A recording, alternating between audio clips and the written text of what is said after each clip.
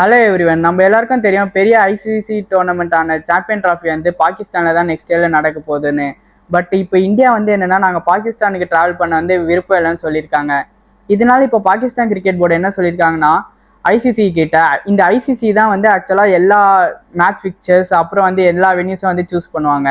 இதுதான் வந்து எல்லா கிரிக்கெட் போர்டுக்கும் ஹெட் மாதிரி. அவங்க என்ன சொல்லியிருக்காங்கன்னா, லைக் இந்தியா இல்லாமல் நம்ம விளையாடவும் கூடாது, பட் இந்தியா வந்து கண்டிப்பாக பாகிஸ்தானில் தான் வந்து விளையாடணும்னு சொல்லிட்டு. பட் இந்தியா வந்து பாகிஸ்தான் கிரிக்கெட் போர்டு கிட்ட சொல்லியிருக்காங்க, லைக் செக்யூரிட்டி ரீசன்ஸ்னால தான் நாங்கள் வர முடியலன்னு. ஏன்னா நம்மளுக்கே தெரியும், லாஸ்ட்டாக இந்தியா எப்போ பாகிஸ்தானுக்கு டூர் பண்ணாங்க பார்த்தீங்கன்னா 2008 தான். அப்போ தான் கரெக்டாக மும்பை டெரர் அட்டாக்கும் நடந்ததுங்க. அது மட்டும் இல்லாமல் நெக்ஸ்ட் இயர் கரெக்டாக 2009 ஸ்ரீலங்கா வந்து பாகிஸ்தானுக்கு டூர் போயிருக்காங்க.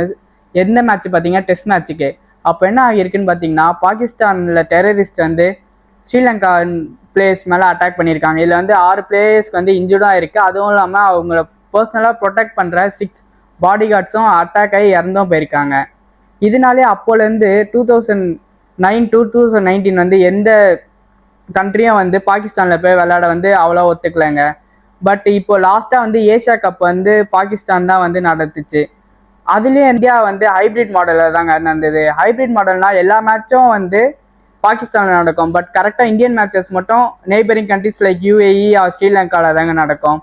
பட் இப்போ வந்து பிசிபி வந்து இதுக்கும் ஒத்துக்கல, லைக் பாகிஸ்தான் கிரிக்கெட் போர்டு இதுக்கும் ஒத்துக்கல. ஏன்னு பார்த்தீங்கன்னா, இதனால வந்து அட்வர்டைஸ்மெண்ட் அண்ட் ப்ராட்காஸ்ட் வந்து யாரெல்லாம் பாகிஸ்தான் மேலே இன்வெஸ்ட் பண்ணுறாங்களோ அவங்களாம் வந்து கம்மியாயிடுவாங்கன்னு சொல்லிட்டு, இதனால அவங்க ரெவன்யூ கம்மியாகும்னு சொல்லிட்டு பாகிஸ்தான் கிரிக்கெட் போர்டு வந்து இதில் ஒத்துக்கல. லாஸ்ட்டாக எப்போ பாகிஸ்தான் ஒரு பெரிய ஐசிசி டோர்னமெண்ட் ஹோஸ்ட் பண்ணாங்க பார்த்தீங்கன்னா 1996 வேர்ல்டு கப் தாங்க. அப்போலேருந்து ஆல்மோஸ்ட் 28 இயர்ஸ் கிட்ட எந்த டோர்னமெண்ட்டும் வந்து பாகிஸ்தானில் வந்து ஹோஸ்ட் பண்ணல. பட் இது வந்து என்னன்னா, இந்தியாவுக்கு என்ன பிரச்சனைன்னு பார்த்தீங்கன்னா, next world cup women's world cup வந்து இந்தியாவில் தாங்க ஹோஸ்ட் பண்ண போகிறாங்க. இதனால பாகிஸ்தான் டீம் வந்து இந்தியாவுக்கு வராமல் போகலாம். இதனால இந்தியாவுக்கு வந்து அவ்வளோ பெரிய பாதிப்பு இல்லைனாலும் பட் அது ஒரு பெரிய ட்ராபேக் தாங்க. பாகிஸ்தானில் இந்த இயர் மட்டும் 785 டெரரிஸ்ட் அட்டாக் நடந்திருக்குங்க. அது மட்டும் இல்லாமல் லாஸ்ட் மந்த் அக்டோபரில் ஒரு பப்ளிக் ரேடியோ ஸ்டேஷனில் 25 மெம்பர்ஸ் கிட்ட இறந்து போயிருக்காங்க. இது என்னதான் நம்ம செக்யூரிட்டி ரீசனாக பார்த்தாலும் பொலிட்டிக்கல் ரீசனாகவும் பார்க்கலாம். ஏன்னா இப்போ பிசிபி சேர்மேனான மோஹிஷின் யாருன்னு பார்த்தீங்கன்னா பாகிஸ்தானோட ஹோம் மினிஸ்டருங்க. அது மட்டும் இல்லாமல் இப்போ நம்ம பிசிசி எடுத்தோன்னு பார்த்தீங்கன்னா நம்ம ஜேஷா அவரோட ஃபாதர் தான் வந்து அமித்ஷா, அவர் தான் வந்து ஹோம் மினிஸ்டர் ஆஃப் இந்தியா. இந்த பொலிட்டிக்கல் கிளாஷ்னாலேயே இந்த பிரச்சனை வந்து இன்னும் நீடிச்சுட்டே இருக்குங்க. இதுக்கு என்ன சொல்யூஷன் இன்னும் தெரியல. இப்போ பாகிஸ்தானுக்கு ஒரே வழி ஹைபிரிட் மேட்சஸ் தான் ஒத்துக்கணும். ஏன்னு பார்த்தீங்கன்னா வந்து ஐசிசியே தெரியும் பாகிஸ்தானுக்கு தான் ஃபேவர் பண்ணுவாங்கன்னு, பிகாஸ் ஆஃப் ஃபேன்ஸ் அண்ட் ரெவன்யூஸ்னால.